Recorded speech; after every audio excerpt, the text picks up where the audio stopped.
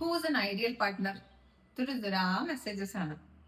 അപ്പൊ ഞാൻ എന്റെ ഐഡിയ ഓഫ് ഐഡിയൽ പാർട്ട്ണർ പറയാം. കുറെ കാലം വിചാരിച്ചുകൊണ്ടിരുന്നത് മെച്യൂരിറ്റി ആണ് ഒരു പാർട്ട്ണർക്ക് വേണ്ട ഏറ്റവും വലിയ ക്വാളിറ്റി ഇതാണ്. പക്ഷെ ഈ മെച്യൂരിറ്റി ചേസ് ചെയ്തിട്ട് ഒരുപാട് ഫേക്ക് ആയിട്ടുള്ള മെച്യൂരിറ്റി കാണിക്കുന്ന ആൾക്കാരെ ഇങ്ങനെ തപ്പിയെടുത്തോണ്ടിരിക്കണം, ഫ്രണ്ട്സ് ആയിട്ടും പാർട്ട്ണറായിട്ടും ഒക്കെ. അപ്പൊ അന്ന് മനസ്സിലായി എനിക്ക് ഈ മെച്യൂരിറ്റിനെക്കാട്ടിലും ഇമ്പോർട്ടന്റ് ആയിട്ടുള്ള വേറൊരു കാര്യമാണുള്ളത്, ഹോണസ്റ്റി. ഈ ഹോണസ്റ്റിക്ക് പക്ഷെ ഒരു ട്രിക്കി സൈഡ് ഉണ്ട്.